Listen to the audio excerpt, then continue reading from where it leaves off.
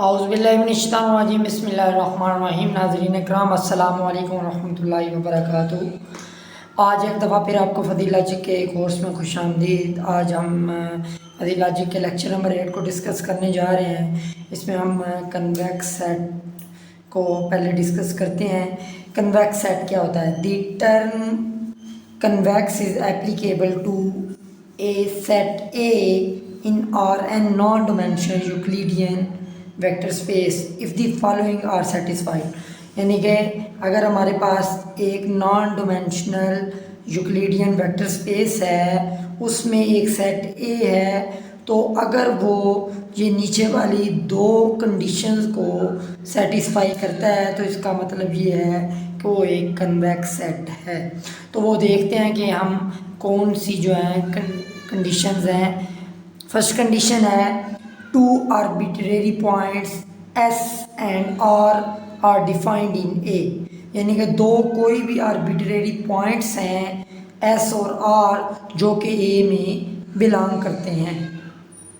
Are जो है वो कोई भी पॉइंट हो सकता है, इसी तरह एस भी कोई भी पॉइंट है उस सेट में से हो सकता है। इसकी सेकंड कंडीशन ये है for arbitrary real number lambda between 0 and 1, यानी 0 और 1 के दरमियान कोई भी एक रियल नंबर लैम्डा जो है वो हम लें point T is involve in A, यानी कि वो भी पॉइंट जो है वो जो पॉइंट टी है वो भी उस ए के अंदर बिलोंग करना चाहिए। ठीक है, लैम्डा बिलोंग करता है 0 से 1 तक, जिसमें 0 और 1 भी शामिल है, और टी बिलोंग करता है ए को, वेयर टी जो है वो लैम्डा आर है plus 1 minus lambda S I. ये इसकी डेफिनेशन, ये कंडीशंस आपने याद कर लेनी है। अगर पेपर के अंदर कन्वेक्स सेट की डेफिनेशन आ जाती है तो उसमें आपने इसको लिखना है। उसके अलावा अगर एमसीक्यूज वगैरह आ जाता है तो वो लिख लेना है। लेकिन बाकी समझने वाली जो चीज़ है वो मैं नीचे आपको भी समझाता हूँ, वो मुख्तलिफ एग्जाम्पल्स की मदद से। तो ये देखें, ये हमारे पास कुछ एग्जाम्पल्स हैं। हमारे पास ये A1, A2, A3, A4, A5, A6 जो हैं वो सेट दिए गए हैं जो कि non dimensional Euclidean vector space में पाए जाते हैं। तो इसमें ये फर्स्ट सेट देखें, इसके हम दो कोई भी आर्बिट्रेरी पॉइंट लेते हैं एस एंड आर, ये दो पॉइंट लिए।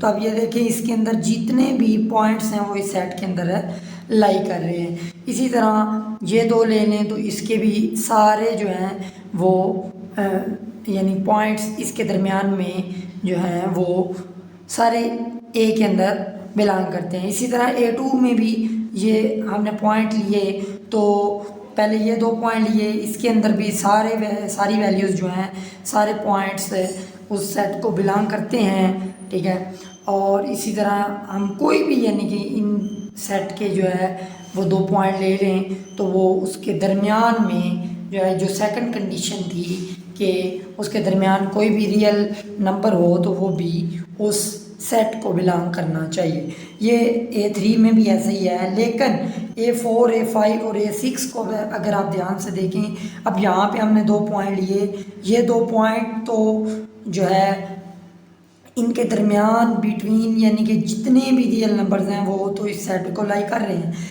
लेकिन अगर हम यहाँ से ये दो पॉइंट लेते हैं तो इसमें यहाँ पे ये जो दो जितनी भी वैल्यूज़ हैं, ठीक है, यहाँ पे जितनी भी वैल्यू हैं वो इस सेट को A4 को बिलोंग नहीं कर रही, इसलिए हम कहते हैं कि ये कन्वेक्स सेट नहीं है।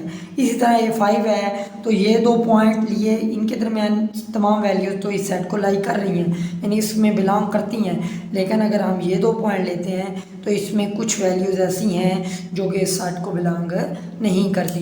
लेकिन हमारी सेकंड कंडीशन ये थी कि हम कोई भी आर्बिट्रेरी रियल नंबर लें तो वो उस सेट को बिलोंग करना चाहिए। ठीक है, यानी उन दोनों वैल्यूज़ में से कोई भी हम एक रियल नंबर बिटवीन ले लें तो वो उस सेट को बिलोंग करना चाहिए। इसी तरह यहाँ पे भी हमारे पास देखें, ये पॉइंट तो सेटिस्फाई करते हैं कन्वेक्स सेट की दोनों कंडीशंस को, लेकिन ये दोनों कंडीशन को सेटिस्फाई दो पॉइंट नहीं कर रहे, क्योंकि इसमें दरमियान में ऐसे ऐसे नंबर्स हैं, ऐसी वैल्यूज़ हैं जो कि इस सेट को बिलोंग नहीं करती।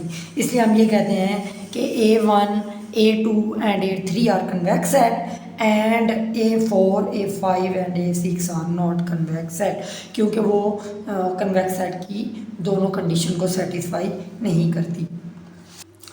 अब हम नेक्स्ट देखते हैं convex fuzzy set. The convex condition is that the line by alpha cut is continuous and alpha cut interval satisfies the following relation। यानी कि कन्वेक्स फजी सेट जो है, अगर ये नीचे वाली हमारी जो रिलेशन है इनको सेटिस्फाई करते हैं तो हम कहते हैं कि ये कन्वेक्स फजी सेट है।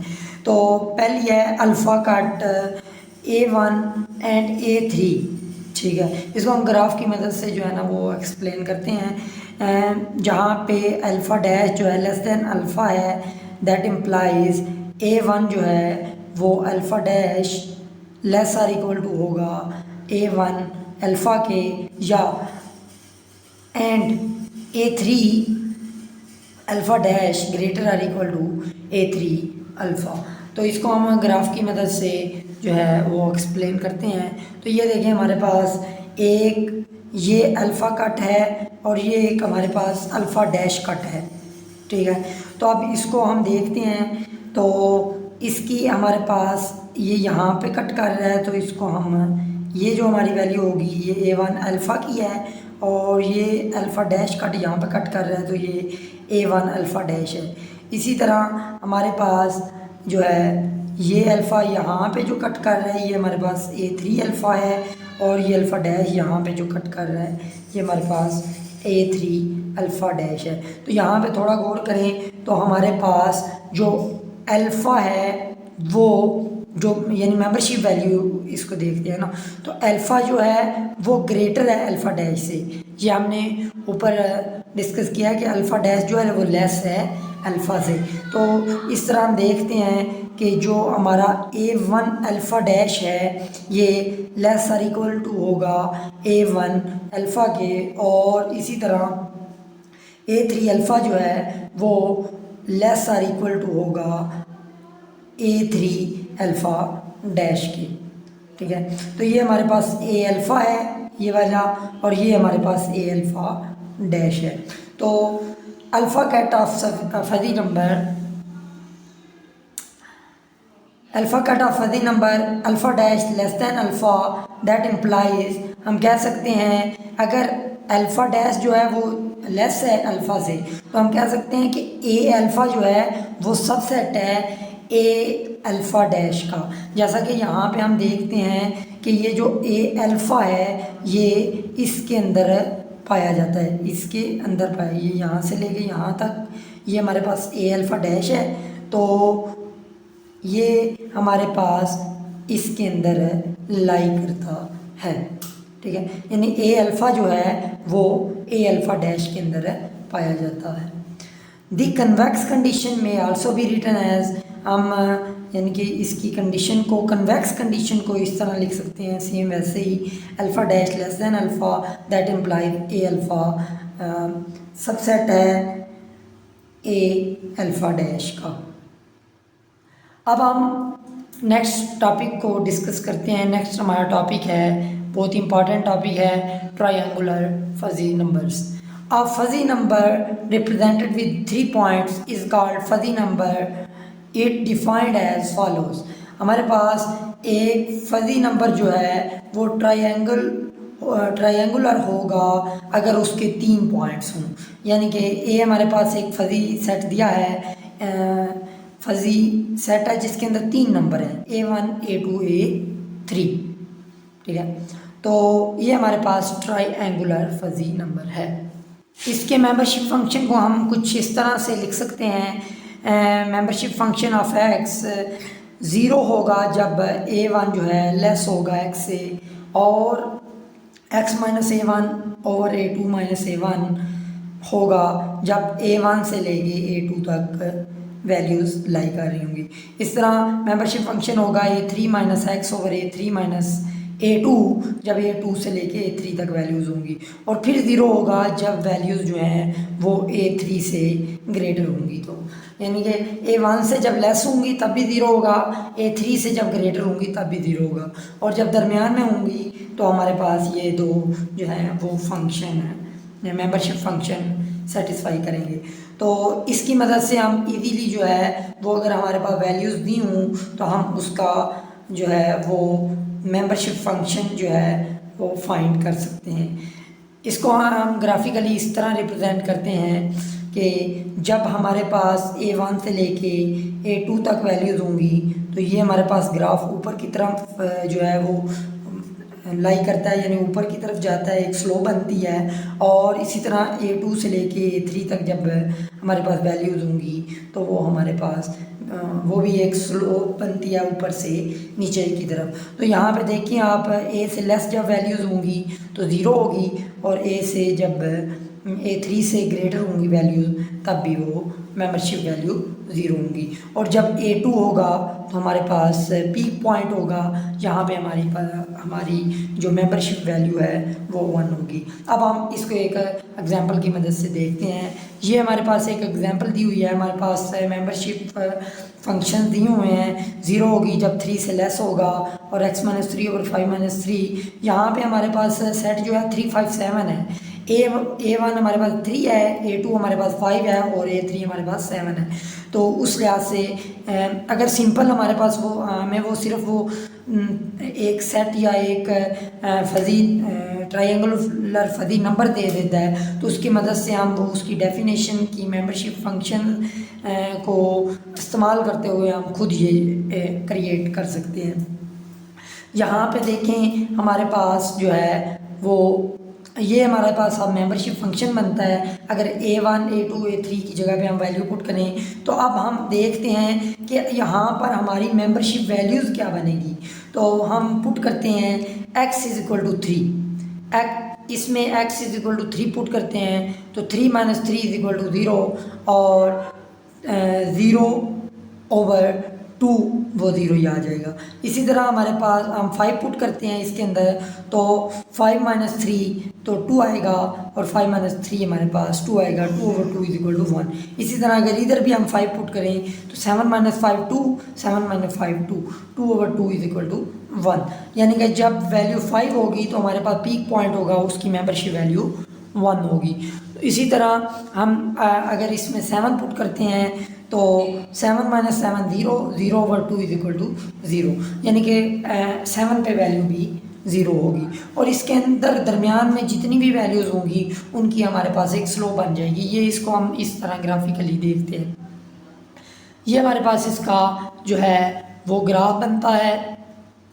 तो ज़रा ग्राफ को ध्यान से देखें, जब वैल्यू 3 है तो हमारे पास मेंबरशिप वैल्यू 0 है, और इसी तरह जब वैल्यू 3 से लेस होगी तो हमारे पास मेंबरशिप वैल्यू 0 होगी, क्योंकि हमने डेफिनेशन में इसको ऊपर डिस्कस किया है कि जब A1 से लेस वैल्यू होगी तब भी जो है वो मेंबरशिप वैल्यू 0 होगी, जब A3 से वैल्यू ग्रेटर होगी, जैसा कि 7 से वैल्यू ग्रेटर होगी तब भी मेंबरशिप वैल्यू 0 होगी। ये ग्राफ कुछ इस तरह बन रहा है, ये यहाँ से यहाँ, इससे फिर ऊपर एक स्लो बनती है, और इसी तरह ऊपर से फिर नीचे ये एक स्लो बनती है, और ये आगे हमारे पास ये इसका ये ट्रायंगुलर फजी नंबर्स का सेट ग्राफ बनता है। इसमें ये हमारे पास जो है वो सेकंड मेंबरशिप फंक्शन होता है, ये हमारे पास थर्ड मेंबरशिप फंक्शन होता है, ये फर्स्ट और जो फोर्थ है ये हमारे पास 0 होते हैं।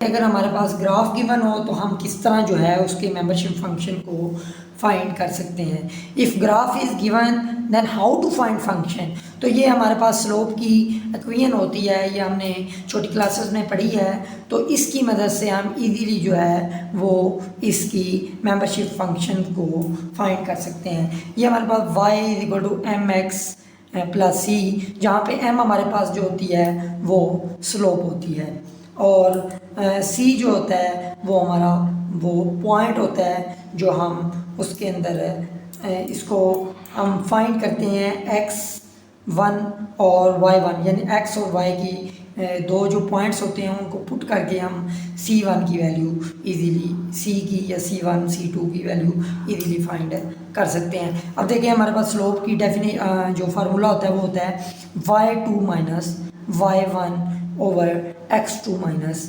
x1, ठीक है। यानी कि जो y में चेंज आता है डेल्टा y और डेल्टा x, यानी कि जो y में चेंज आता है और जो x में चेंज आता है उसकी रेशो को अगर हम लें तो वो हमारे पास जो है उसकी स्लोप आती है। अब हमने पीछे जो ग्राफ पढ़ा है उसको मैंने इधर जो है ना वो सरसरी था बना लिया है, तो इसकी मदद से हम जो है इसकी पहले स्लोप, ये पहली स्लोप फाइंड करेंगे, फिर ये दूसरी स्लोप फाइंड करेंगे। ये फर्स्ट स्लोप को हम m1 का नाम देते हैं। तो इसमें देखें आप हमारे पास y की वैल्यू, ये हमारे पास y की वैल्यू है ना, ये हमारे पास y एक्सेस है तो y की वैल्यू है, ये x एक्सेस है तो x की वैल्यू। अब ये देखिए इसकी सबसे बड़ी वैल्यू जो y2 है वो 1 है और सबसे छोटी वैल्यू जो है वो y की यहाँ पे 0 है। तो 1 माइनस 0 1, और x की यहाँ पे वैल्यू देखिए आप, जो सबसे छोटी वैल्यू है वो 3 है और बड़ी वैल्यू यहाँ पे पीक पॉइंट पे ये 5 है। तो 5 माइनस 3 इज इक्वल टू 1/2, यानी ये इस स्लोप की वैल्यू हमारे पास आ गया है 1/2। अब हम इसकी ये वाली सेकंड स्लोप को फाइंड करते हैं। तो ये हमारे पास यहाँ पे इसकी जो y2 की वैल्यू है वो 0 है और y1 की वैल्यू हमारे पास 1 है। तो 0 माइनस 1 ओवर हमारे पास अब x2 की वैल्यू जो है वो 7 है और x1 की वैल्यू 5 है, 7 माइनस 5 2। तो इसकी स्लोप जो है वो हमारे पास -1/2 बन रही है। तो अब हम C1 और C2 की वैल्यू फाइंड करते हैं। तो हमारे पास फिर वो y की वैल्यू, यानी कि वो जो हमारी स्लोप वाली इक्वेशन होती है उसकी मदद से हम उसकी मेंबरशिप फंक्शन को फाइंड कर सकेंगे। अब हम इसकी C1 और C2 को फाइंड करना है। तो हमारे पास x1 और y1 जो है वो 3 और 0 पॉइंट है, ठीक है। x1 और y1 जो पॉइंट हैं वो 3 और 0 है वो पॉइंट जो है। तो ये जो हमारा पॉइंट था ये 3 और 0, और दूसरे में 7 और 0 ये वाला, ठीक है। तो इन दोनों को हम पुट करके जो है इन दोनों की C1 और C2 की जो है वो वैल्यू फाइंड करते हैं। तो इसमें हमारे पास y जो है वो 0 है और x जो है हमारे पास 3 है। तो इधर 0 पुट किया, x की जगह पे 3 पुट किया, तो हम इसको सॉल्व करते हैं तो ये 3/2 आता है, ये उधर जाके माइनस हो जाएगा। C1 की वैल्यू हमारे पास -3/2 आ गई। और इसी तरह आप 7 और 0 पुट करते हैं तो इधर हमने 7 पुट किया x की जगह पे और y की जगह पे हमने 0 पुट किया, तो अब ये -7/2 आता है, तो ये इधर आके जो है वो प्लस हो गया, तो 7/2 C2 की वैल्यू आ गई। अब ये हमने वो y = mx प्लस c में जो है वो वैल्यू पुट की, तो y = m की वैल्यू हमारे पास जो फर्स्ट स्लोप आई थी वो 1/2 थी और c की वैल्यू -3/2 है। तो ये इसको अब अगर हम इसका एलसीएम लें तो हमारे पास ये आता है x -3/2। इसको हम इजीली लिख सकते हैं 5 - 3, क्योंकि ये हमने 3 जो है इसको हमने a1 को अलग करना है, तो इधर a1 है, तो किस में से 3 को माइनस करेंगे तो 2 आता है 5 में से। तो ये हमारे पास जो है फर्स्ट मेंबरशिप जो फंक्शन है वो आ गया है। अब इस सेकंड हमारे पास ये मेंबरशिप फंक्शन है इस तरह आएगा कि इसकी जो सेकंड स्लोप थी वो हमारे पास आई थी -1/2 और हमारे पास जो ये C2 पॉइंट आया था वो 7/2 है। तो इसके मदद से ये हम अगर इसका एलसीएम लें तो ये हमारे पास आता है 7 - x/2। तो इसको हम लिख सकते हैं 7 - x/7 - 5। तो ये हमारे पास दरमियान वाले दो जो हैं वो मेंबरशिप फंक्शन आ गए हैं। फर्स्ट और फोर्थ का तो हमें पता होता है कि वो 0 होते हैं, जब a1 से वैल्यू लेस हो तो 0 और a3 से वैल्यू ग्रेटर हो तो फिर भी वैल्यू मेंबरशिप वैल्यू 0 होती है। तो ये हमारे पास no we can write function तो हम इस तरह इसका फंक्शन इजीली लिख सकते हैं, क्योंकि हमारे पास y और दोनों y की वैल्यू यानी y1 आप कह लें, इसको y2 कह लें, तो ये हमारे पास दो मेंबरशिप जो फंक्शंस आए हैं वो उनको हम लिख के, यानी जब 3 से 5 तक वैल्यू होगी तो ये हमारे पास मेंबरशिप फंक्शन आएगा, और 5 से 7 तक होगी तो ये हमारे पास मेंबरशिप फंक्शन आएगा, और जब 3 से लेस होगी तो 0 आएगा, और 7 से ग्रेटर होगी तो फिर भी हमारे पास मेंबरशिप वैल्यू 0 आएगी। तो ये था आज का हमारा लेक्चर, बहुत ईजी था। मैं उम्मीद करता हूँ कि आपको अच्छे से समझ आ गई होगी। अगर आपको मेरी वीडियो पसंद आई है तो इसको लाइक कर दें, और अगर अभी तक आपने मेरा यूट्यूब चैनल सब्सक्राइब नहीं किया तो इसको सब्सक्राइब करके बेल आइकन पे क्लिक कर दें, ताकि हर आने वाली नई वीडियो आप तक जल्द अज जल्द पहुंच सके। और इसी के साथ मैं आपसे इजाज़त चाहता हूँ। अल्लाह निगहबान। अस्सलामु अलैकुम व रहमतुल्लाहि व बरकातुहू।